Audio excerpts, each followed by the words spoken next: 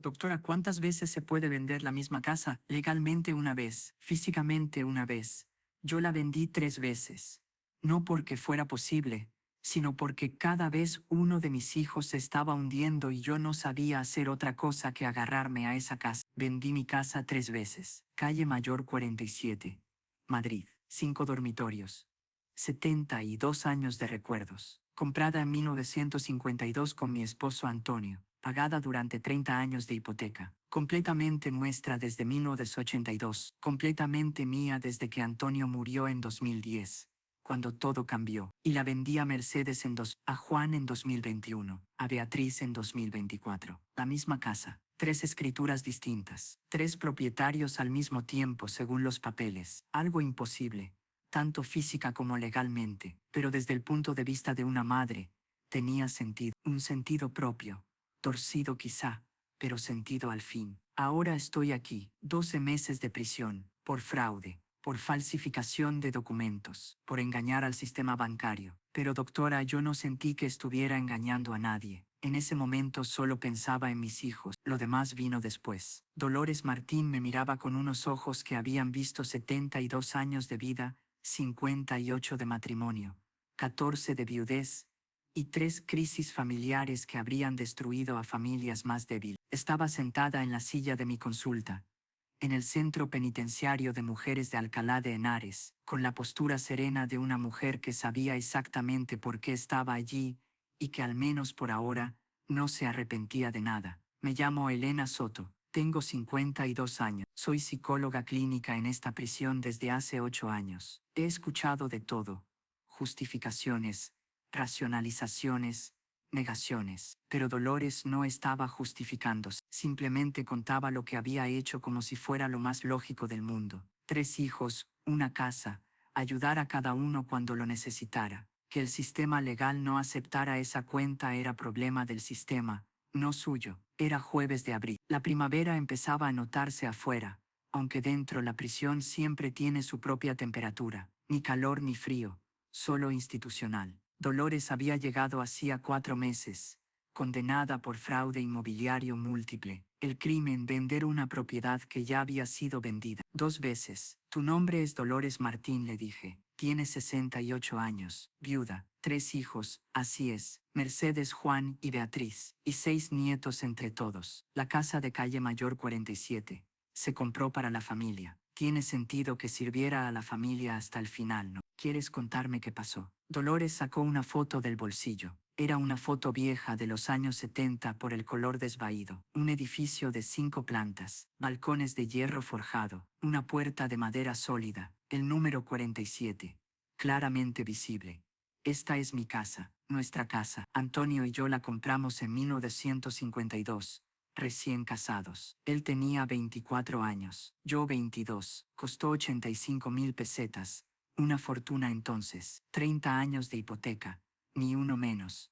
Trabajamos como pudimos. Doctora, Antonio en la fábrica. Yo cosiendo en casa, aceptando cualquier encargo que apareciera. Algunos meses apenas llegábamos a fin de mes. Apenas, pero nunca dejamos de pagar, porque esa casa no era solo un edificio, era nuestro futuro, era la herencia de nuestros hijos. Mercedes nació en segundo piso, el dormitorio que da al este, el sol de la mañana entrando por la ventana. Juan en 1982, Beatriz en 1986. Todos nacieron allí, todos crecieron allí, sus alturas marcadas en el marco de la puerta de la cocina, sus nombres grabados, sin permiso, en el árbol del patio trasero. Antonio murió en 2010, cáncer de pulmón. Fumó durante 40 años y pagó el precio. Los últimos 6 meses lo cuidé en casa, en nuestra cama, la misma en la que dormimos durante 58 años. Murió allí, en paz, en casa como quería. La voz de Dolores se quebró un instante, respiró hondo, recuperó la compostura.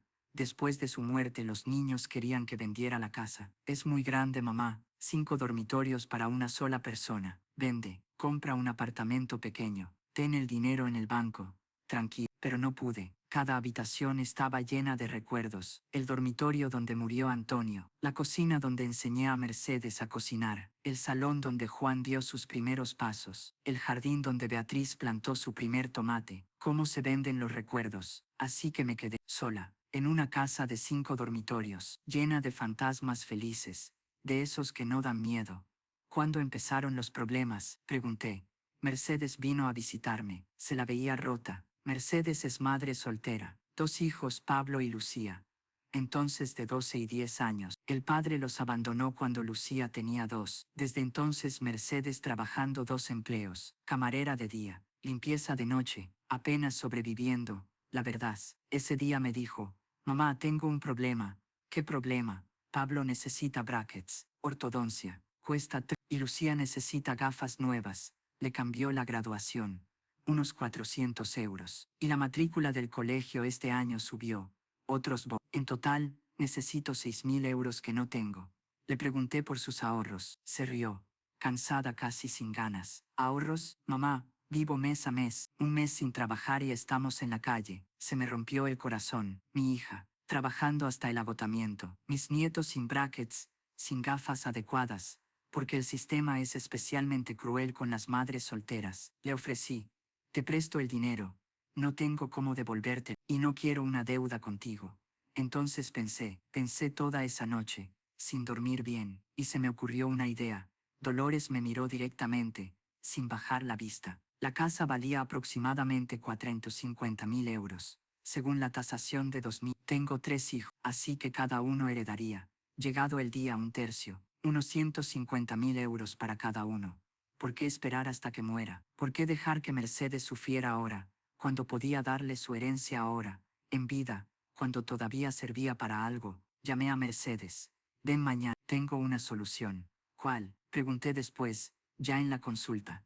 La vendí la casa, a ella, por 250.000 euros, un tercio de su valor real, más o menos, pero con una condición especial: el usufructo vitalicio para mí. Eso significaba que la casa pasaba a nombre de Mercedes. Legalmente era suya, pero yo conservaba el derecho de vivir allí hasta el día de mi muerte. No podía venderla mientras yo viviera, no podía echarme. La casa era suya en los papeles, pero mía en la práctica, en el día a día hasta el final. Fuimos al notario, firmamos la escritura. La casa quedó transferida a nombre de Mercedes Martín López. Precio de venta: 150.000 euros. Después, Mercedes fue al banco. Dijo: tengo una casa valorada en unos 450.000 euros. Está a mi nombre. Quiero una hipoteca de 15.000 euros. El banco comprobó los datos. La casa estaba realmente a nombre de Mercedes. La tasación coincidía. Una hipoteca de 15.000 euros. Era apenas un pequeño porcentaje del valor total. La aprobaron sin problemas, casi de inmediato.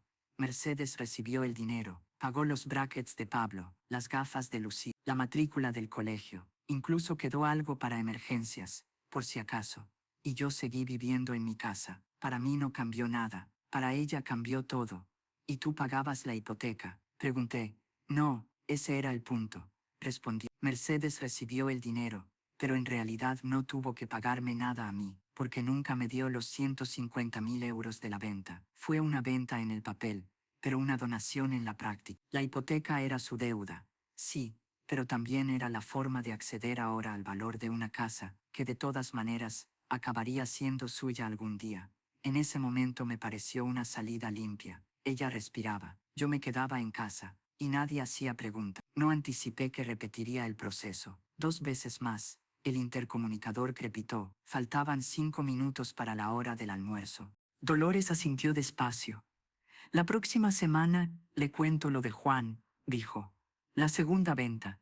Y cómo el banco al final empezó a notar que algo raro estaba pasando. Se levantó con la dignidad de una mujer que había vivido toda una vida tomando decisiones difíciles desde el amor. Salió de mi consulta dejando la foto sobre la mesa. La casa, calle Mayor 47, la misma que según los documentos oficiales había tenido 3 propietarios distintos en apenas 5 años. Me quedé mirando la imagen, preguntándome en qué momento el amor de una madre se convierte en fraude, y quién decide exactamente dónde está esa línea. Esa noche no pude dejar de pensar en calle Mayor 47. Busqué la dirección por curiosidad. El barrio ya no era el mismo del que Dolores hablaba. Más caro, más limpio, menos suyo. La casa que Dolores y Antonio compraron por 85.000 pesetas, una cantidad que hoy parece casi simbólica, ahora valdría casi 1000 veces más. Pero el valor monetario no capturaba lo que realmente significaba. 72 años. Más de 7 décadas de vida. 2 generaciones criadas allí. Almuerzos dominicales sin fin. Primeras palabras. Primeros pasos. Peleas. Reconciliaciones. Nacimientos. Muertes. ¿Cómo se pone precio a todo eso? Tuve que aprender qué era exactamente el usufructo, no porque me interesara el derecho, sino porque era la palabra que aparecía en todos los papeles del caso. En pocas palabras, alguien puede ser dueño en el papel, y aún así otra persona seguir viviendo allí de por vida. Lo que Dolores hizo fue usar ese mecanismo, pensado para la planificación fiscal, como una herramienta de liquidez inmediata. Ingenioso, sin duda. Pero repetirlo 3 veces cruzó la línea entre lo ingenioso y lo ilegal. Cuando Dolores regresó a la consulta la semana siguiente, le pregunté por qué había elegido el usufructo en concreto. Asintió. Fue idea del primer notario, me explicó, el que llevó la operación con Mercedes. Le conté la situación. Mercedes necesitaba dinero. Yo tenía la casa. No quería venderla porque era mi hogar, pero quería ayudarla. El notario sugirió: usufructo vitalicio. Vende la casa a Mercedes, pero conserve el derecho de vivir en ella de por vida. La casa pasa a su nombre. Ella puede hipotecarla. Usted mantiene su hogar. Es legal, añadió. Muy común en familias españolas. Además, evita impuestos futuros. Sonaba perfecto. Una solución que beneficiaba a ambas. Mercedes accedía al capital. Yo mantenía mi casa. Dolores hizo una pausa antes de continuar. No mencioné entonces que tenía otros 2. Tampoco pensé que algún día ellos también necesitarían ayuda. Le pregunté por Antonio, por su esposo, por su matrimonio de 58 años. Su rostro se iluminó de inmediato. Antonio, mi Antonio, lo conocí en un baile en 19. Yo tenía 20 años. Él 22. Bailó conmigo 3 veces. En la tercera canción me dijo: me voy a casar contigo. Reí al escucharla repetirlo. Ni siquiera sabes cómo me llamo, le respondí aquella vez. Dolores, te llamas Dolores, dijo. Lo pregunté, y cuando nos casemos, serás Dolores Martín. Suena bien, ¿no? Era audaz, confiado, pero no arrogante, sincero. Nos casamos 2 años después, en una iglesia pequeña, familia, amigos. El vestido lo cosió mi madre. Antonio llevaba un traje prestado. La luna de miel fue solo un día en Toledo. Era todo lo que podíamos pagar, pero fue perfecto. Volvimos a Madrid y empezamos a buscar casa. Era 1952, y la ciudad todavía se estaba recuperando de la guerra civil. Había muchos edificios dañados, cicatrices visibles por todas partes, pero también había oportunidades, si sabías mirar y si estabas dispuesto a arriesgar. Así encontramos Calle Mayor. El propietario anterior había muerto, y los herederos querían vender rápido. El precio era de 85,000 pesetas. Para nosotros, una cantidad imposible, literalmente imposible. Pero el Banco de España, todavía recuerdo el nombre, nos ofreció una hipoteca. Fue la primera vez en mi vida que escuché esa palabra. 30 años, pagos mensuales, interés fijo. Antonio hizo cuentas una y otra vez. Podíamos hacerlo. Justo, muy justo, si trabajábamos los dos, si no teníamos hijos de inmediato, si vivíamos con cuidado, sin lujos, mirando cada peseta. Firmamos nuestra primera casa, nuestra única casa. Antonio trabajaba en una fábrica textil, turnos largos, 12 horas al día, 6 días por semana. Volvía a casa agotado, con las manos ásperas de tanto tocar maquinaria, pero siempre sonriendo. Es nuestra casa, Lola, vale la pena, me decía. Yo cosía, aceptaba cualquier trabajo que apareciera, remendar ropa, hacer vestidos, cortina. Una vez hice un vestido de novia completo por 500 pesetas. Me llevó casi 3 semanas, pero esas 500 pesetas pagaron la hipoteca de ese mes. Hubo meses imposibles, sobre todo en invierno. La calefacción era cara, la comida cara, y la hipoteca no perdonaba. Una vez en diciembre de 1957, no llegábamos. Faltaban 200 pesetas. El plazo vencía el 31 de diciembre. Antonio vendió su reloj, el reloj que le había regalado su padre cuando cumplió 21 años. Significaba todo para él. Lo vendió por 2. ¿Puedo comprar otro reloj?, me dijo, pero no puedo comprar otra casa para ti. Lloré. Tomé las 200 pesetas que necesitábamos. Con las 50 restantes compré una cena de Navidad sencilla, pequeña, pero juntos. Así fue la vida durante 30 años, sacrificio tras sacrificio, mes tras mes, pero nunca nos retrasamos en un pago, nunca. El último recibo llegó cuando Antonio tenía 54 años y yo 52. Ya teníamos 3 hijos. Mercedes tenía 3 años, Juan era un recién nacido, y Beatriz llegaría 4 años después. Fuimos al banco, hicimos el pago final. La empleada selló los documentos y dijo: felicitaciones, la propiedad es ahora completamente suya. Antonio tomó los papeles. Afuera en la calle me abrazó fuerte.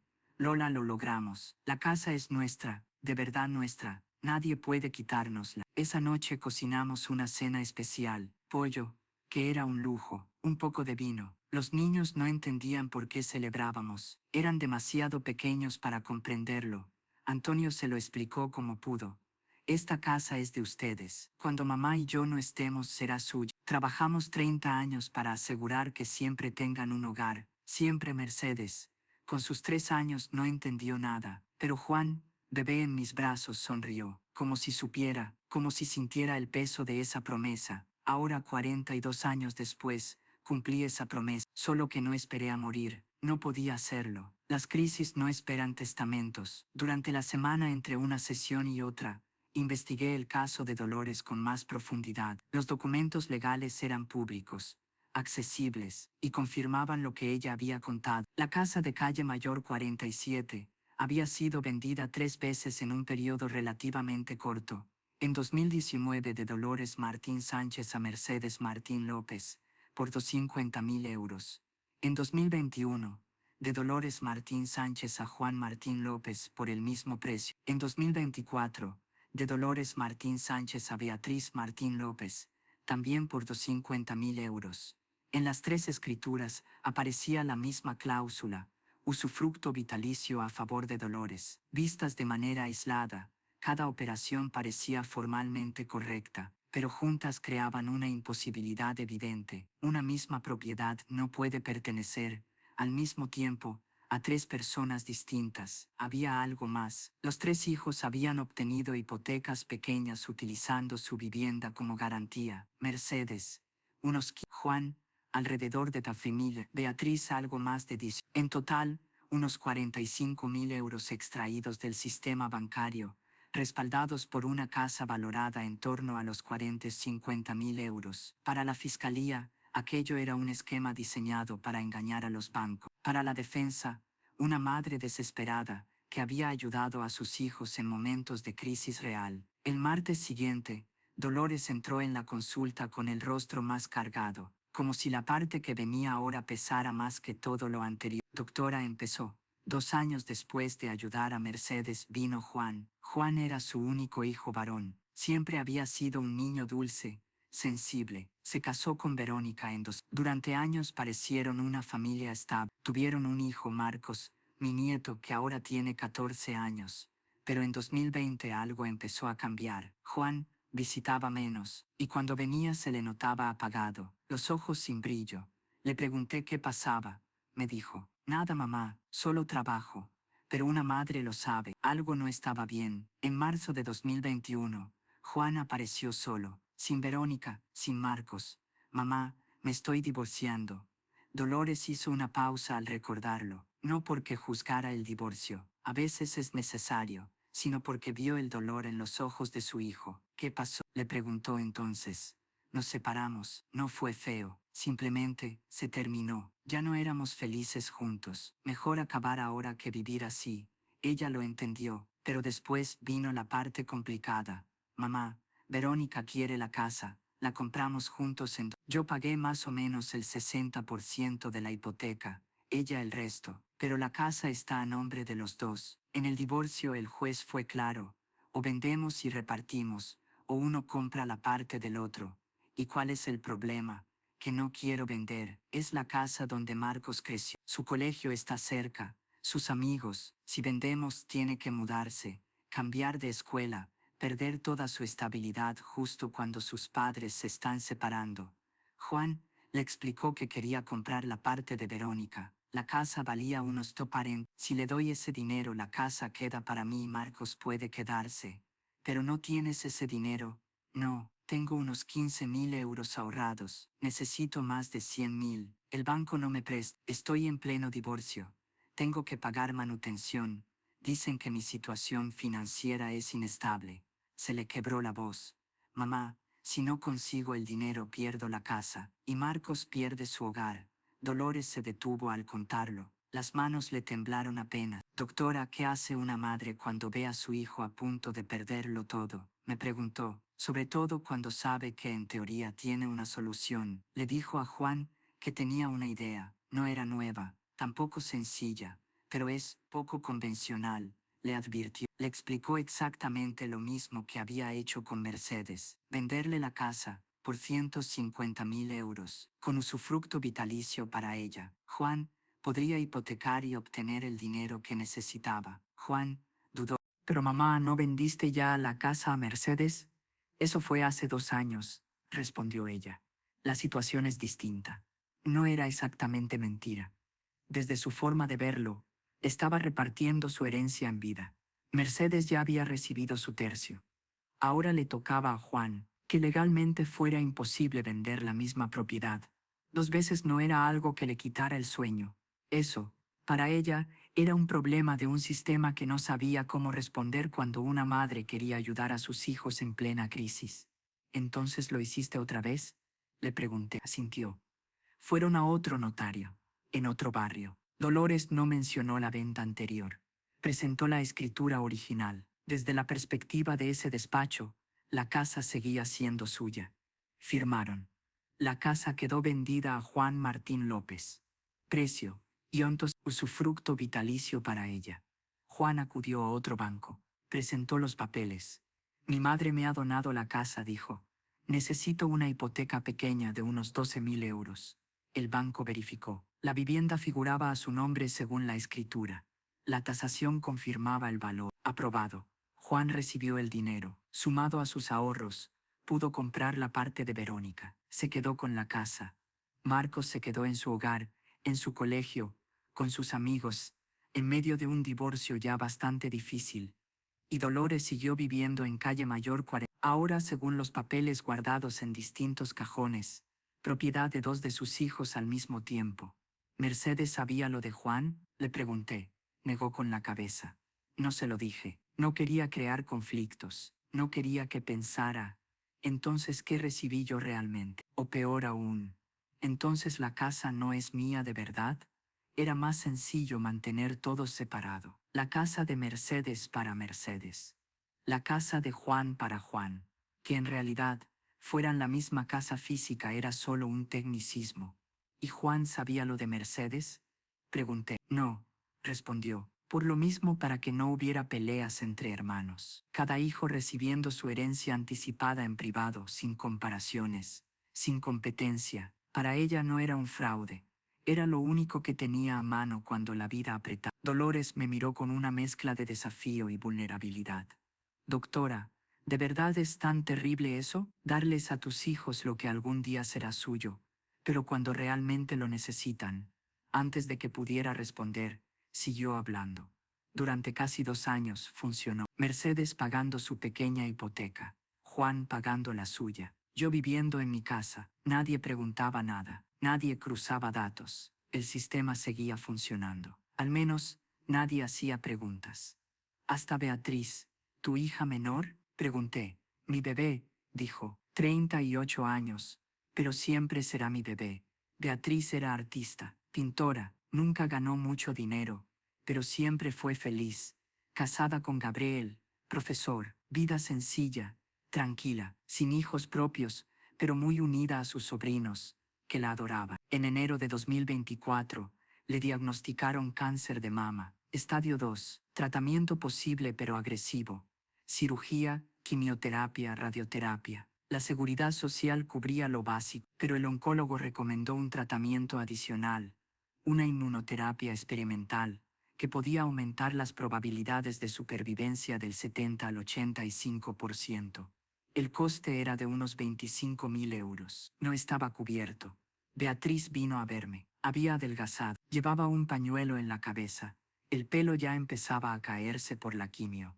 Mamá, no sé qué hacer, me dijo. Gabriel y yo tenemos unos 7.000 euros ahorrados. Necesitamos 18.000 más. Hablé con el banco, pero no nos presta. Estoy sin trabajar por el tratamiento y Gabriel gana poco como profesor. Tragó saliva antes de seguir. Si no me hago el tratamiento adicional, tengo un 70% de posibilidades de sobrevivir 5 años. Con él, sube al 85. Mamá, quiero esos 15 puntos más. Quiero vivir. Dolores lloraba ya sin disimulo, lágrimas silenciosas recorriendo sus mejillas arrugadas. Mi hija, mi bebé, diciendo quiero vivir, y el sistema respondiendo que no puede pagar para hacerlo. ¿Qué se supone que haga una madre? Me contó que le prometió ayuda, que haría lo que fuera necesario. Pero mamá, tú no tienes ese dinero, le dijo Beatriz. No, respondí, pero tengo la casa, le explicó el plan, por tercera vez. Venta, usufructo, hipoteca. Beatriz se negó al principio. Mamá, no puedo aceptar tu casa. No estás aceptando nada, le dije. Estás recibiendo tu herencia anticipada, igual que tus hermanos. Beatriz se quedó en silencio. ¿Qué? ¿Mercedes y Juan? Dolores se detuvo. Se había descubierto sin querer. Ayudé a tus hermanos también, admitió, de una forma parecida. Pero eso es entre ellos y yo. Tú estás enferma. Necesitas vivir. La casa es solo una casa. Tú eres mi hija. Beatriz lloró. Luego aceptó. Fueron a un tercer notario. En marzo, la casa quedó vendida a Beatriz Martín López por 150.000 euros, con usufructo vitalicio para Dolores. Pero esta vez, el banco fue distinto. El empleado era joven, meticuloso. Revisó el historial completo en el registro nacional. Dolores recordó el instante exacto en que vio cambiar su expresión. Señora Martín, hay un problema. ¿Qué problema? Esta propiedad ya ha sido vendida 2 veces, en 2019 a Mercedes Martín López, en 2021 a Juan Martín López, y ahora aparece un tercer intento de venta. Silencio. Esto es imposible, continuó. Una propiedad no puede tener 3 propietarios distintos. O las escrituras anteriores son falsas, o esta lo es. El silencio se hizo más largo. Todas son reales, dijo Dolores al final. Las 3. El hombre cerró el expediente. Entonces estamos ante un fraude. Tendré que informar, y lo hizo, a la policía, a la fiscalía, a todos los organismos correspondientes. Investigaron. Encontraron las 3 escrituras, las 3 hipotecas, los 45.000 euros obtenidos usando la misma casa como respaldo. La detuvieron en su propia casa, en calle Mayor 45, donde había vivido 72 años. Esposada, a los 68 años, por amar a sus hijos más de lo permitido. El intercomunicador interrumpió la sesión. Martín, terapia ocupacional. Dolores se levantó. Antes de salir, se giró hacia mí. La próxima semana le cuento del juicio, de cuando mis 3 hijos supieron la verdad, y de por qué, incluso aquí, sigo creyendo que hice lo correcto. Salió dejándome con una pregunta imposible.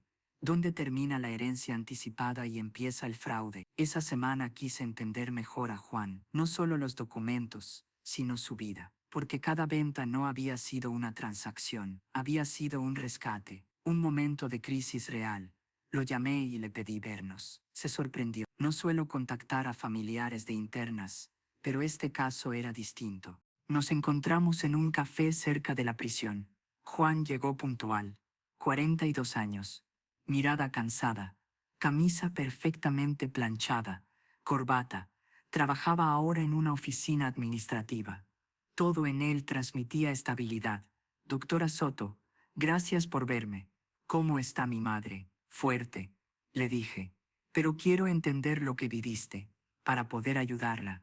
Asintió. El divorcio fue duro, no porque odiara a Verónica, sino porque sentí que fallé. ¿Fallaste? En el matrimonio, en Marcos, en no poder darle una familia intacta. Le dije que el divorcio no siempre es un fracaso, que a veces es una solución. Lo sé, respondió. Pero emocionalmente duele, sobre todo con Marcos. Tenía 11 años cuando se lo dijimos. Lloró. Preguntó si era culpa suya. Le repetimos que no, pero ¿cómo le explicas a un niño que el amor puede terminar sin que nadie haya hecho nada malo? Le pregunté por la casa. Era la única constante que le quedaba a Marcos. Su colegio a 3 cuadras. Su mejor amigo, Diego, al lado. El parque donde jugábamos al fútbol, los domingos. El árbol del patio donde construimos una casa de madera. Si perdíamos la casa, lo perdía todo, y eso era demasiado justo cuando sus padres estaban divorciando. ¿Y el dinero? Pregunté. ¿Qué habrías hecho sin tu madre? Juan sonrió con amargura. No tenía plan. Pedí préstamos. Me los negaron. Los intereses eran absurdos. Habría pasado la vida pagando. Incluso pensé en vender el reloj de mi padre, el que compró con su primer sueldo después de terminar de pagar la casa. Guardó silencio un momento. Después mamá me ofreció la solución. Al principio la rechacé. No puedo quedarme con tu casa, mamá. Pero insistió. No te la estás quedando. Estás recibiendo tu herencia antes de tiempo.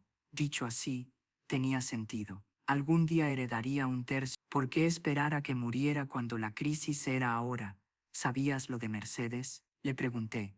No, me enteré en el juicio. Cuando la fiscalía sacó las 3 escrituras, me quedé en shock. Y luego, impresionado, mamá había ayudado a Mercedes también, y ninguno lo sabía. Mantuvo los secretos para evitar comparaciones, para que no hubiera resentimiento. ¿Te molestó? Negó con la cabeza. ¿Molestarme? Al contrario, me hizo quererla más, porque no favoreció a nadie, ayudó a cada hijo por igual, en privado cuando lo necesitaba. Eso es, justicia, a su manera. Juan tenía los ojos húmedos.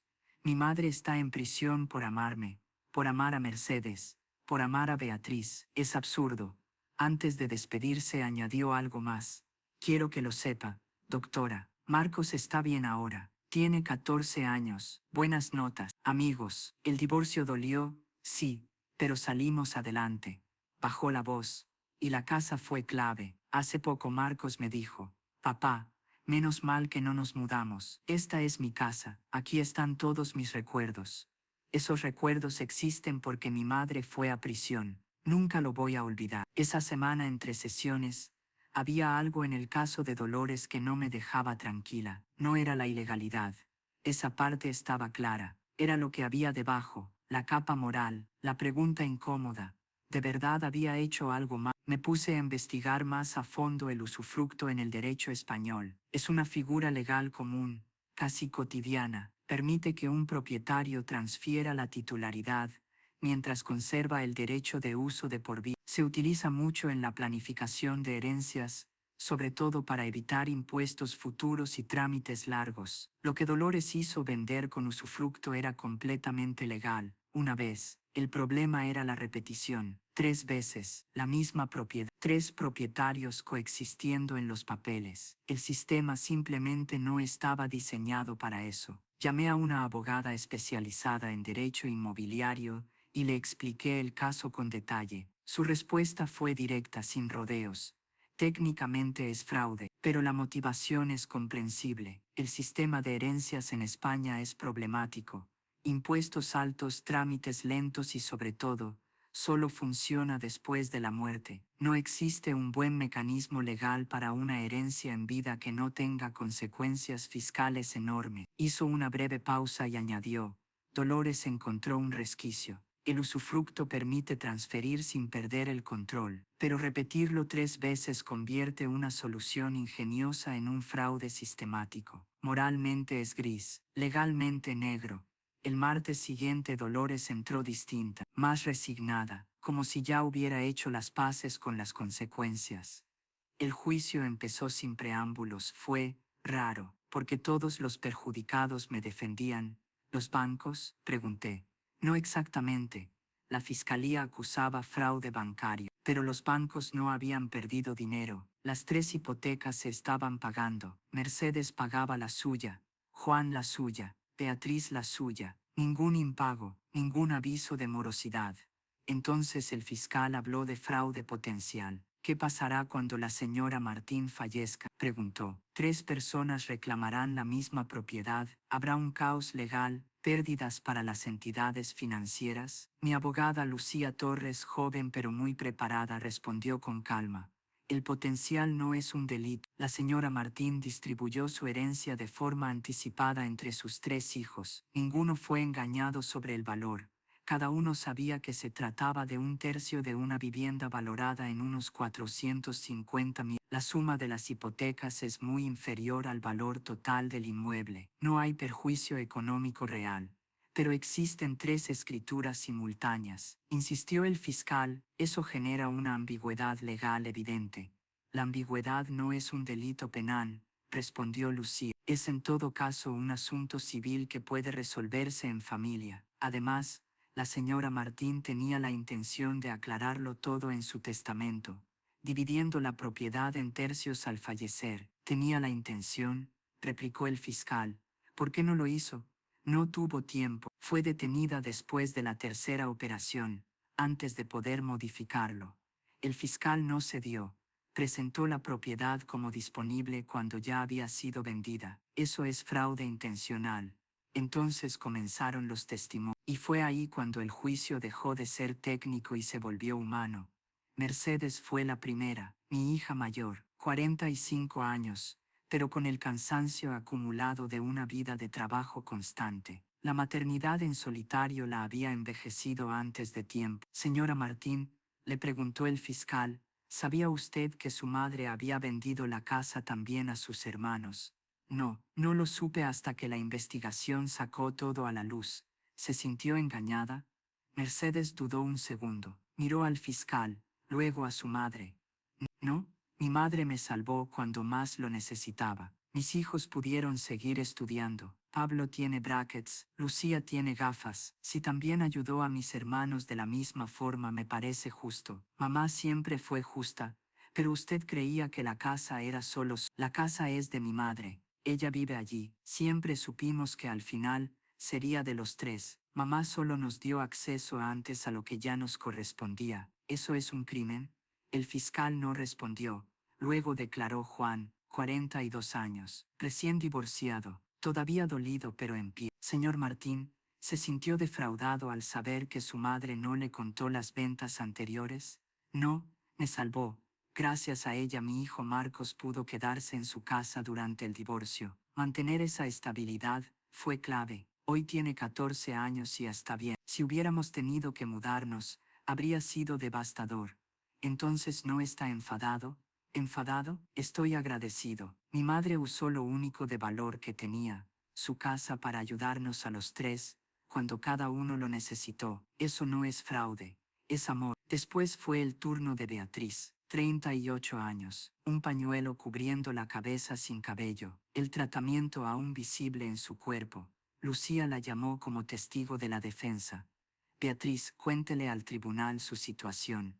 Tengo cáncer de mama, estadio 2. Necesitaba un tratamiento que la seguridad social no cubría. 25.000 euros que no tenía. Mi madre me ofreció su casa para que pudiera acceder a ese dinero. ¿Sabía lo de sus hermanos? No al principio, pero cuando lo supe lo entendí. Mamá tiene 3 hijos, nos ama igual. Ayudó a Mercedes cuando lo necesitó, ayudó a Juan cuando lo necesitó, y me ayudó a mí cuando lo necesité.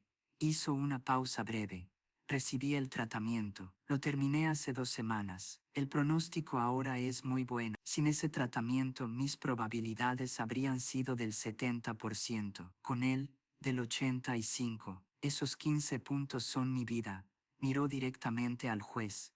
¿Van a castigar a mi madre por salvarme la vida? La sala quedó en silencio. Después declaró una experta en derecho de familia, profesora universitaria.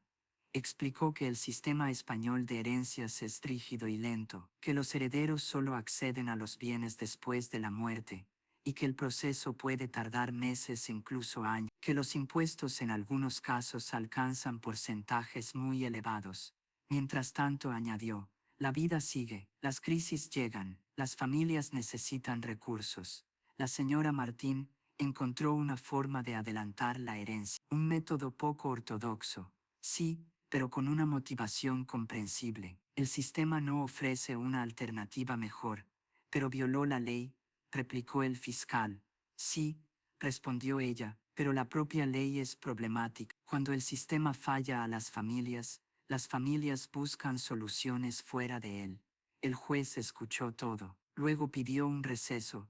Deliberó durante 30 minutos. El veredicto llegó sin rodeos. Señora Martín, dijo el juez, usted cometió fraude. Técnicamente, legalmente, de forma inequívoca. Presentó escrituras que no eran falsas en su contenido, pero sí en su contexto. Cada una por separado era válida, pero juntas crean una imposibilidad legal y un riesgo real de caos futuro. Hizo una breve pausa antes de continuar. Sin embargo, comprendo su motivación. No actuó por beneficio personal. No obtuvo ni un solo euro para usted. Todo lo hizo para ayudar a sus hijos en situaciones de crisis real.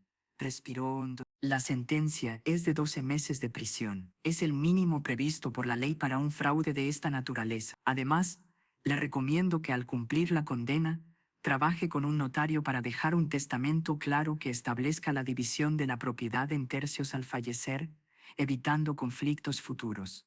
12 meses. Un año entero de su vida, por amar a sus hijos. ¿Aceptaste la sentencia? Le pregunté. No apelé, respondió. Lucía quería hacerlo. Decía que teníamos base para pedir clemencia, pero le dije que no. ¿Por qué? Porque el juez tenía razón. Técnicamente cometí fraude. Sabía que repetir el proceso 3 veces era problemático. Aún así lo hice, porque mi prioridad era mi familia, no la ley. Pagar el precio me parecía justo. Habló con una serenidad que no buscaba absolución. Mis hijos están bien. Mercedes pudo atender a sus niños, con brackets y gafas. Juan mantuvo su casa y la estabilidad de Marco. Beatriz recibió el tratamiento y ahora tiene un 85% de probabilidades de sobrevivir. Eso vale un año en prisión. La puerta se abrió. Un guardia aguardaba. Antes de levantarse, Dolores añadió: la próxima semana le contaré qué pasó después de la sentencia. Sobre la casa de 3 dueños, el movimiento que empezó, y sobre cómo mis hijos convirtieron mi crimen en una causa. Salió con la dignidad intacta. Me quedé pensando en una pregunta que no tenía respuesta fácil. Un sistema que no permite a una madre ayudar a sus hijos en plena crisis es un sistema que necesita cambiar, o una madre que viola la ley es simplemente una delincuente sin importar la motivación. No tenía una respuesta clara, y sospechaba que esa era, precisamente, la cuestión. Había más en el juicio de lo que Dolores me había contado. Esa semana revisé las transcripciones completas, documentos públicos. 347 páginas de testimonio. Un fragmento me impactó especialmente. Fue durante el interrogatorio directo del fiscal. Señora Martín, ¿entiende usted la gravedad de sus acciones? Entiendo que violé la ley, sí. ¿Y entiende que creó una situación de caos potencial? 3 propietarios para una misma vivienda. ¿Qué ocurriría cuando usted muriera? ¿Quién heredaría realmente? Los 3, respondió, en partes iguales. Se habría hecho un testamento claro, pero ya creó escrituras contradictorias. El sistema legal no está diseñado para esto. Entonces el sistema está mal diseñado, dijo Dolores. La vida real no espera a que el sistema sea perfecto. Las crisis llegan ahora. Los hijos necesitan ayuda ahora. Esperar a morir para ayudar es absurdo cuando se puede hacerlo en vida. Pero la ley me dice que debo esperar a morir para ayudar a mis hijos. Interrumpió. Yo digo que la ley está equivocada, y cuando una ley es injusta, los ciudadanos tienen una obligación moral de cuestionarla. Hubo un murmullo en la sala. El juez golpeó el martillo. Orden. El fiscal, visiblemente frustrado, insistió. ¿Está diciendo entonces que desprecia la ley? No desprecio la ley, respondió Dolores. Desprecio las leyes malas. Y una ley que impide a una madre ayudar a sus hijos en sus momentos más oscuros es una mala ley. Esa frase mala ley empezó a circular por todas partes. Mala ley apareció en redes durante días. La gente compartía mensajes como: un sistema de herencias que solo funciona después de la muerte. Mala ley. Impuestos del 34% sobre la herencia familiar. Mala ley. Casa familiar forzada a venderse porque los herederos no pueden pagar impuestos. Mala ley. No fue un movimiento organizado, fue algo orgánico. Miles de familias que habían vivido la rigidez del sistema de herencias encontraron una voz a través del caso de Dolores. También descubrí un detalle que ella no había mencionado. Durante el juicio apareció un testigo inesperado, un vecino, el señor Ramírez, 82 años. Vivía junto a calle Mayor 47 desde hacía 6 décadas. Testificó por iniciativa propia. La defensa no lo llamó. Simplemente se presentó. Conocía a Dolores y a Antonio desde 1964. Buenos vecinos, buenos padres. Cuando Antonio murió, Dolores se quedó sola en una casa grande. Yo le ofrecí comprarla. Tengo un hijo que necesitaba vivienda. Dolores se negó. Dijo, esta casa es para mis hijos. No puedo venderla. Contó que durante años vio a Mercedes llegar con sus niños, siempre luchando. Ropa sencilla, sin lujos, que Dolores a menudo les daba comida para llevar latas, arroz, lo que pudiera. Juan venía menos, añadió. Siempre parecía estresado. Una vez hablamos, me dijo que el divorcio era más caro de lo que había imaginado. Abogados, trámites, todo eso. Y Beatriz venía con un pañuelo en la cabeza. Estaba claramente enferma. Dolores lloraba después de esas visitas. El anciano respiró hondo antes de concluir. Cuando me enteré de que Dolores había vendido la casa 3 veces, no me sorprendió. Pensé, claro que lo hizo. Ama a sus hijos. Una casa es solo una casa. Los hijos son los hijos. ¿Es ilegal? Tal vez. ¿Es incorrecto? No. En mi opinión, un sistema que castiga a una madre por ayudar a sus hijos es un sistema roto. Su testimonio no cambió el veredicto, pero cambió el tono. La sala quedó más silenciosa, más reflexiva.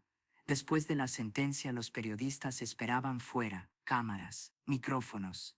Señora Martín, ¿cómo se siente respecto a la sentencia? Justa, respondió. Según la ley, cometí fraude. El juez fue generoso al imponer solo 12 meses. ¿Se arrepiente? Me arrepiento de haber violado la ley. No me arrepiento de haber ayudado a mis hijos. Si tuviera que elegir otra vez entre la ley y mi familia, elegiría a mi familia. Siempre. ¿Qué les diría a otras familias en situaciones similares? Dolores pensó un momento.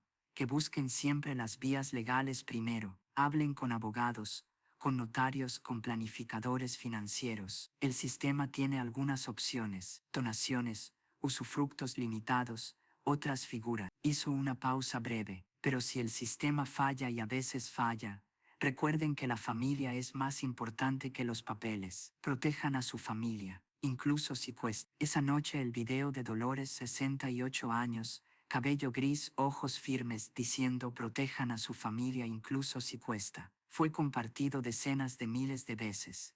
Los comentarios estaban divididos, pero la mayoría apoyaba.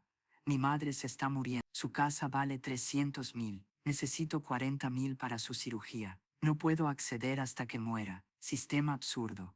Mi padre tiene demencia. La casa está a su nombre. Necesita cuidados costosos. No puede vender ni firmar. Estamos atrapados.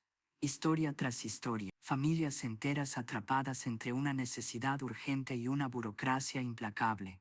En los meses posteriores al juicio de Dolores ocurrió algo que nadie había previsto. Su caso, que podría haberse perdido como un fraude inmobiliario menor en una lista interminable de sentencias, empezó a circular, no de golpe, no con estruendo, sino despacio, casi en silencio, hasta que ya no se pudo detener. Todo comenzó con un artículo en El País. El titular era directo, incómodo. Madre de 68 años en prisión por vender su casa a 3 hijos para ayudarlos en una crisis. El título encendió algo. Los comentarios se dividieron de inmediato. Es fraude. La ley existe por una razón.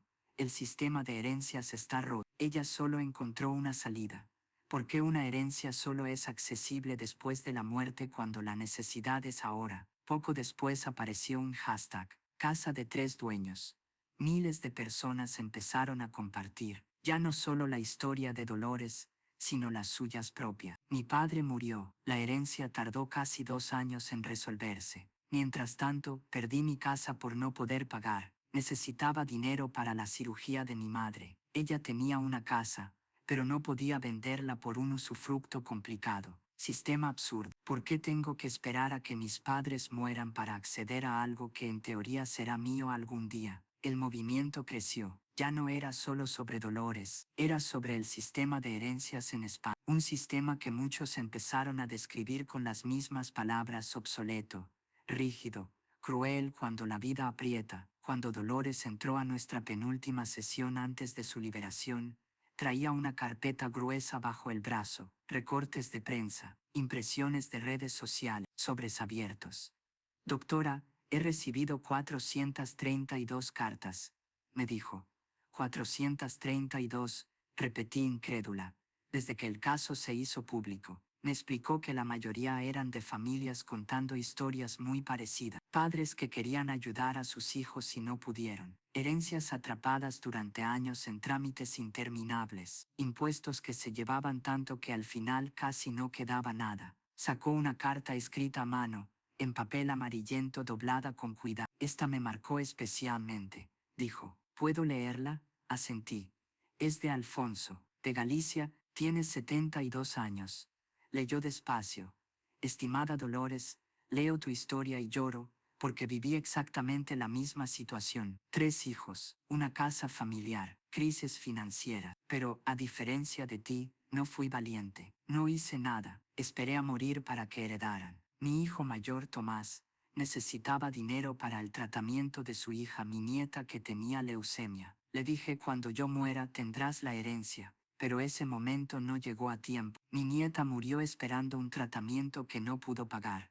Tengo una casa valorada en unos 300.000 euros. Ella necesitaba 15.000, pero el sistema no me permitía ayudarla sin consecuencias fiscales enormes. Así que esperé, y ella murió.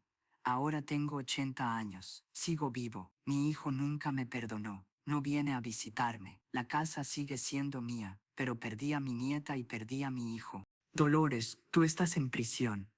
Pero tus hijos te aman. Tus nietos están vivos, sanos, educados. Pagaste un precio legal, pero ganaste lo que importa. Yo cumplí la ley, y lo perdí todo. Gracias por ser valiente donde yo fui cobarde. Dolores dobló la carta con manos temblorosas. Antes sentía culpa por haber violado la ley, me confesó. Pero Alfonso me hizo entender algo. A veces cumplir la ley tiene un costo mayor que romperla. ¿Y tus hijos?, le pregunté. ¿Cómo han llevado todo esto? Sonrió. Una sonrisa distinta, más luminosa. Aquí es donde la historia cambia. Me contó que, durante el juicio, cuando salió toda la verdad, sus 3 hijos se unieron. Por primera vez dejaron de pensar como individuos separados y empezaron a pensar como familia. Contrataron a un abogado juntos. Estaban trabajando en una solución legal clara para la llamada casa de 3 dueños. Querían redactar un testamento con su autorización, que dejara perfectamente definida la división en tercios al fallecer. Sabían que no se podía dividir físicamente un edificio, así que la idea era venderlo llegado el momento y repartir el dinero. Pero había algo más. También están trabajando con una diputada local, añadió. Cristina Vega. ¿En qué sentido? Está impulsando una nueva ley, la llama herencia anticipada regulada. Me explicó que la propuesta buscaba crear un marco legal para exactamente lo que ella había hecho, pero sin delito. Permitir que padres mayores transfirieran la propiedad de una vivienda a varios hijos en vida, manteniendo el usufructo y reconociendo legalmente esa división como una herencia anticipada. Con controles, aclaró, consentimiento de todos los herederos, documentación clara, tasación profesional, protección contra abusos reales. Cristina, según Dolores, decía tener apoyo. Muchos diputados tenían padres mayores, o eran padres ellos mismos. Entendían el problema, y el caso de la casa de 3 dueños había puesto el tema sobre la mesa. Si esa ley sale adelante, dijo Dolores, lo que yo hice seguiría siendo ilegal para mí. Ya fui sentenciada, pero otras madres no irán a prisión por ayudar a sus hijos, y eso haría que este año aquí tenga sentido. Esa misma semana ocurrió algo más. Recibí una llamada de Mercedes, la hija mayor de Dolores. Doctora Soto, soy Mercedes. ¿Podemos hablar sobre mi madre? Nos reunimos en una cafetería cerca de la prisión. Mercedes llegó con sus 2 hijos. Pablo, ahora de 16 años, sonriendo sin complejo. Los brackets ya eran cosa del pasado. Lucía 14 con gafas modernas y una seguridad tranquila. Quiero que entienda algo sobre mi madre, me dijo Mercedes apenas nos sentamos. Ella no es una criminal, es una heroína. Cuando yo era niña, mamá y papá trabajaban sin parar. Nunca tuvimos mucho, eso es verdad, pero siempre había comida, siempre había ropa limpia, siempre había algo caliente en la mesa. porque ellos lo sacrificaban todo. Papá murió hace 14 años. Mamá se quedó sola. Podría haber vendido esa casa enorme, comprarse un apartamento pequeño y vivir tranquila con el dinero en el banco. Pero no lo hizo. No pudo, porque esa casa no era solo una propiedad, era nuestra historia familiar. Así que cuando yo necesité ayuda, usó la casa. Cuando Juan la necesitó, volvió a usar la casa, y cuando Beatriz la necesitó, una tercera vez, ella no vio 3 ventas, vio 3 salvamentos, 3 momentos en los que sus hijos se estaban ahogando y ella les lanzó un salvavidas. Pablo interrumpió, con una mezcla de incredulidad y orgullo. La abuela fue a prisión por mis brackets. Eso es, no sé, impresionante. Lucía añadió, sin dramatismo, como quien dice una verdad simple, y por mis gafas. Sin gafas no habría podido ver la pizarra. Me habría ido fatal en el colegio. Ahora soy la mejor de mi clase, por las gafas, por la abuela. Mercedes tenía los ojos llenos de lágrimas. Mamá tiene 68 años. Un año en prisión es muchísimo a esa edad, pero no se queja, nunca. Solo dice una cosa: ustedes están bien, eso es lo único que importa. Hizo una pausa y luego me miró. Doctora, cuando mamá salga en 2 meses vamos a hacer algo especial. ¿Qué cosa?, pregunté. Los 3, Mercedes, Juan y Beatriz, vamos a vender la casa. Me sorprendí. ¿Venderla? Sí. La casa vale unos 450.000 euros. La venderemos y dividiremos el dinero en 4 partes. ¿4? Pregunté. No 3, 3 para nosotros, y una para mamá, a partes iguales, unos 100.500 euros cada uno. Pero tu madre protestará, dije. Dirá que esa casa es vuestra herencia. Mercedes sonrió, con una determinación tranquila, y le diremos que la herencia ya la recibimos. Cuando la necesitábamos, ahora es su turno. Ese dinero es para ella, para vivir bien sus últimos años, para viajar, para no preocuparse por llegar a fin de mes nunca más. Se inclinó un poco hacia mí. Además, esa casa tiene demasiados recuerdos dolorosos ahora. Mamá fue arrestada allí. Creemos que es mejor empezar de nuevo. Le compraremos un apartamento bonito de 2 dormitorios cerca de todos nosotros, para que pueda ver a los nietos siempre que quiera. La casa física se va, concluyó, pero la familia permanece, y eso es lo que de verdad importa. 2 meses después asistí a la liberación de Dolores. No era lo habitual, pero la directora del centro lo permitió. Afuera la esperaban sus 3 hijos, los 6 nietos y, para mi sorpresa, algunas cámaras de televisión. La historia de la casa de 3 dueños había convertido su salida en un pequeño acontecimiento mediático. Cuando cruzó la puerta todo se volvió caótico. Abrazos por todas partes. Nietos gritando. Abuela. Dolores llorando, riendo, respirando libertad. Una periodista se acercó. Señora Martín, ahora que es libre se arrepiente. Dolores no dudó ni un segundo. Me arrepiento de haber violado la ley. La ley existe por una razón, pero no me arrepiento de haber ayudado a mis hijos. Si hubiera tenido una vía legal, la habría usado, y si no la hubiera, haría exactamente lo mismo otra vez.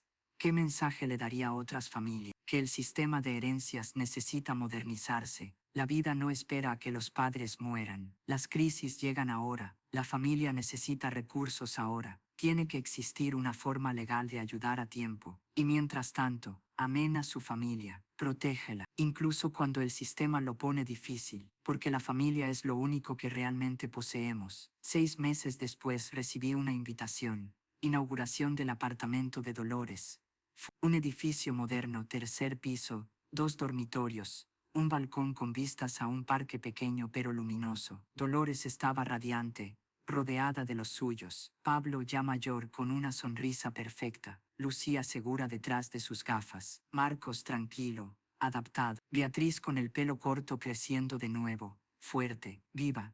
Doctora Elena, me dijo, quiero enseñarle algo. Me llevó al salón. En la pared había una foto enmarcada. Calle Mayor 47. Vendimos la casa la semana pasada. El mercado había subido. La vendimos por unos 435.000 euros y lo repartimos en 4 partes, tal como habíamos dicho. Me explicó que con su parte compró ese apartamento y que por primera vez en su vida tenía ahorros de verdad en el banco. Pero la casa, añadió, la casa fue nuestro hogar durante 72 años. No podía dejar que los recuerdos desaparecieran. Por eso la foto.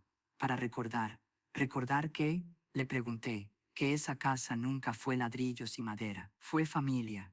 Y la familia está aquí. Señaló alrededor Mercedes en la cocina, Juan jugando con Marcos, Beatriz mostrando sus cuadros a los niños. La casa se fue, la familia permanece, eso es todo lo que importa. Un año después del caso de Dolores ocurrió algo más. La diputada Cristina Vega presentó en el Congreso una propuesta llamada Ley de Herencia Anticipada. No se aprobó de inmediato. La política es lenta, pero generó debates, comisiones, audiencias públicas.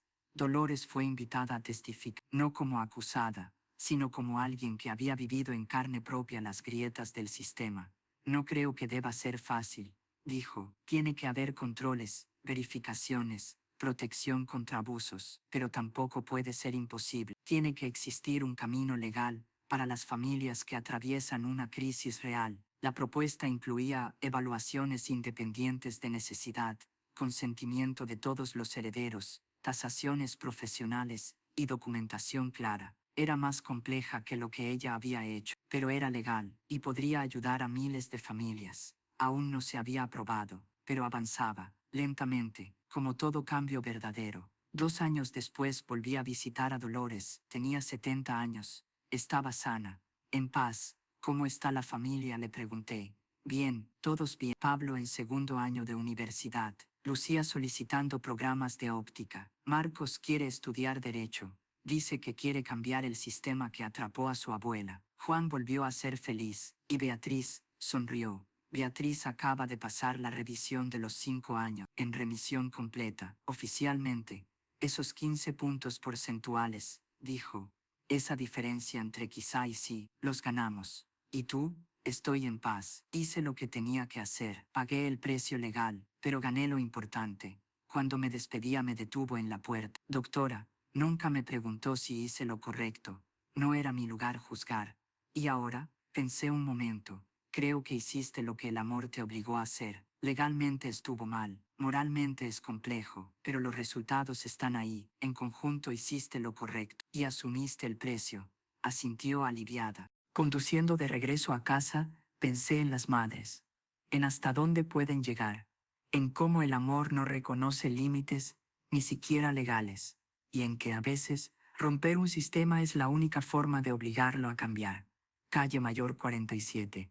Ahora pertenece a una familia joven, 2 niños pequeños. Están empezando su propia historia, pero la anterior sigue viva, en una foto en la pared de Dolores, en la sonrisa de Pablo, en las gafas de Lucía, en la vida de Beatriz. Eso es la herencia de verdad, no solo dinero o propiedades, sino valores, sacrificio, amor que atraviesa generaciones. Dolores vendió su casa 3 veces. Imposible, ilegal, pero real. Y al hacerlo dejó una lección que ningún código legal puede contener. La familia es lo único que realmente poseemos, y protegerla tiene un precio, a veces alto, a veces injusto, pero constante, incluso prisión, incluso escándalo, incluso violar la ley. Porque al final las leyes cambian, los sistemas evolucionan, pero el amor de una madre permanece, constante, firme, inquebrantable, y eso más que cualquier escritura o título de propiedad, fue siempre la verdadera herencia de Dolores Martín. 3 años después del caso, ocurrió algo que Dolores jamás habría imaginado. Recibí una llamada de la diputada Cristina Vega. Doctora Soto, ¿podría venir a Madrid? Quiero que Dolores vea algo. Viajé con ella. Ya llevaba 2 años en libertad. Dolores tenía 70 años entonces. Seguía fuerte, seguía entera, seguía siendo ella. Llegamos al Congreso de los Diputados. El edificio imponía respeto, con historia incrustada en cada piedra. Dolores nunca había estado allí. Cristina nos recibió con una sonrisa contenida. Dolores, gracias por venir. Hoy se vota. ¿Se vota qué?, preguntó ella, todavía sin entender. La ley de herencia anticipada, la que nació a partir de tu caso. Hemos trabajado 3 años en esto. Hoy es el día. Nos condujo a la tribuna de invitados. Desde arriba vimos a los diputados ocupar sus asientos. El ambiente era denso. Último debate. Un diputado tomó la palabra. Esta ley permitirá a las familias acceder a su herencia cuando la necesidad es urgente, sin esperar a la muerte, con protecciones legales, con supervisión, con mecanismos claros para evitar abuso. Otro intervino después. Es momento de admitir que el sistema actual falla a las familias. Las crisis no esperan. El cáncer no espera. El divorcio no espera. Los hijos necesitan ayuda ahora. Llegó la votación electrónica. En la gran pantalla, los resultados aparecían en tiempo real. Verde, sí. Rojo, no. Los votos fueron apareciendo en la pantalla, y poco a poco quedó claro que iba a salir. El resultado fue claro. Una mayoría amplia votó a favor. La ley quedó aprobada. Cristina se volvió hacia Dolores. Lo hiciste. Tu crimen cambió el sistema. Dolores rompió a llorar, no de tristeza, de alivio, de validación. Entonces valió la pena, dijo, todo. La prisión, el escándalo, la humillación, valió. La nueva ley establecía, entre otras cosas. La ley no era un cheque en blanco, ponía condiciones, que todos los herederos estuvieran de acuerdo, que hubiera tasación independiente, que el notario comprobara que nadie presionaba a nadie, y sobre todo garantizaba algo básico, que el padre o la madre no perdiera su casa mientras viviera. Lo que Dolores había hecho de forma ilegal ahora era legal, con controles, con supervisión, con justicia. 6 meses después de la aprobación, las primeras familias empezaron a utilizar la ley. Leí un artículo. Familia Gómez utiliza la nueva ley para ayudar a su hija con esclerosis múltiple. El señor Gómez, 70 años, casa valorada en 30.000 euros. 3 hijos. Su hija Rosa, diagnosticada con EM, necesitaba un tratamiento costoso. Usando la nueva ley transfirió la casa en tercios. Rosa hipotecó su parte y obtuvo 25.000 euros para su tratamiento. El padre seguía viviendo en la casa, todo legal, todo limpio. Sin esta ley, decía Rosa en la entrevista, habría tenido que esperar a que mi padre muriera. Pero la enfermedad no espera. Gracias a Dolores Martín, recibí ayuda cuando la necesitaba. En el primer año, cientos de familias empezaron a utilizar la nueva ley, el mismo número de cartas que Dolores había recibido en prisión. No sé si fue casualidad, solo sé que Dolores lo leyó y se quedó un rato mirando el papel, en silencio. 4 años después del caso, volví a visitar a Dolores. Beatriz había organizado una cena familiar. Todos iban a venir. Llegué temprano. Dolores estaba en la cocina preparando paella, una receta que había aprendido de su madre en los años 40. Doctora Elena, gracias por venir. En un rato llega toda la familia. ¿Cómo están todos?, pregunté. Mercedes cambió de vida. Ahora es gerente de restaurante. Pablo terminó la universidad. Es ortodoncista y ya tiene su propia consulta. Lucía sigue estudiando óptica. Se gradúa el año que viene. Juan volvió a casarse. Clara es una mujer maravillosa, una gran madrastra para Marcos. Marcos tiene 18 años y va a estudiar Derecho. Dice que quiere especializarse en Derecho de Familia, para ayudar a otras familias como ayudó su abuela. Hizo una pausa, y Beatriz sonrió con toda la cara. Beatriz acaba de recibir la noticia. 10 años en remisión, oficialmente curada. Los médicos dijeron, sin el tratamiento adicional, la probabilidad era del 70%, con él, del 85%. Tú estás en ese 85%. Esos 15 puntos, añadió. Esa diferencia entre quizá y definitivamente. Valieron todo. Sonó el timbre. La familia empezó a llegar. Mercedes con Pablo y Lucía. Juan con Clara y Marcos. Beatriz con Gabriel, los nietos ya casi adultos. Pero aún rodeaban a Dolores como si fuera el centro natural del mundo. Durante la cena, Pablo se levantó con su copa. Quiero hacer un brindis. Abuela, cuando tenía 12 años necesitaba brackets y mi madre no tenía dinero. Tú encontraste la forma. Hoy tengo mi consulta y trabajo con niños cada semana. Y cada vez que veo a uno sonreír, me acuerdo de ella. Todo empezó con tu sacrificio. Lucía continuó. Yo necesitaba gafas. Sin ellas no podía aprender. Hoy estoy a semanas de graduarme, y ayudaré a otros a ver con claridad. Gracias a ti. Marcos habló después. Abuela, mantener mi casa durante el divorcio de mis padres me dio estabilidad. Amigos, raíces. Hoy voy a estudiar Derecho y voy a luchar por familias como tú luchaste por nosotros. Beatriz se levantó. Pelo largo, fuerte, viva. Mamá, me diste la vida 2 veces, cuando nací y cuando vendiste la casa para mi tratamiento. 10 años libre de cáncer. Gracias. Juan añadió. Nos enseñaste que la familia está por encima de la ley cuando la ley falla, que el amor exige sacrificio. Esa lección guía mi vida. Mercedes, llorando, fuiste a prisión por nosotros. Literalmente, 12 meses, a los 68 años. No hay forma de devolverte eso. Pero vivimos cada día intentando merecerlo. Dolores entre lágrimas respondió. Ustedes son mi respuesta. Cada día en prisión, cada duda, cada vergüenza, todo valió por ustedes. Después de la cena me llevó a su habitación. Sobre el escritorio había un libro. Título: Casa de 3 dueños. Una madre, 3 crisis, una solución ilegal. Lo escribí y me dijo. Sale el próximo mes. ¿Y los beneficios? Todos irán a un fondo. Fondo Dolores Martín para herencias de emergencia. Ayudará a familias que necesitan usar la nueva ley, pero no pueden pagar los costos legales. La primera familia añadió. Tiene una hija con leucemia. Pagaremos notario, tasación, todo, para que nadie tenga que elegir entre la ley y su hijo. 5 años después del caso, asistí a una conferencia. Dolores era la ponente principal. Título: Cuando el amor exige romper reglas éticas de la herencia anticipada. La sala estaba llena. Había gente de pie al fondo. Abogados, notarios, trabajadores sociales, familias. Dolores, ya con 73 años, subió al escenario con la serenidad de quien atravesó el fuego y salió transformada. Dijo: en 2019 mi hija necesitaba 6.000 euros. Yo no tenía efectivo, pero tenía una casa. En 2021, mi hijo necesitaba 120.000. Yo no los tenía, pero tenía una casa. En 2024 mi hija necesitaba 25.000. Yo no los tenía, pero tenía una casa. Esa casa era el fruto de 30 años de hipoteca, del trabajo de mi esposo, de mis manos cosiendo hasta la madrugada. Pero ¿qué vale una casa frente a un hijo? La vendí 3 veces. Fue imposible. Fue ilegal. Pero fue necesario. Fui a prisión. 12 meses. Valió cada día. No digo que rompan la ley. Digo que cuando la ley obliga a abandonar a tu familia, la ley debe cambiar. Ovación de pie. Larga. Sincera. De regreso a casa esa noche pensé en el recorrido de Dolores.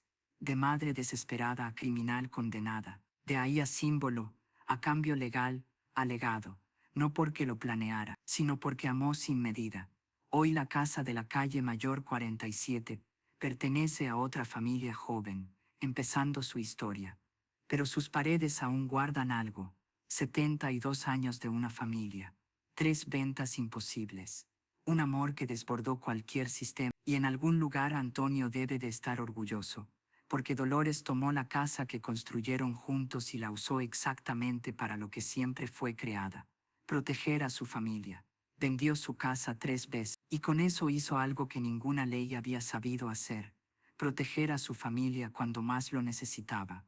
Esa es la verdadera herencia, no lo que dejas al morir, sino lo que das mientras vives. Y Dolores lo dio todo.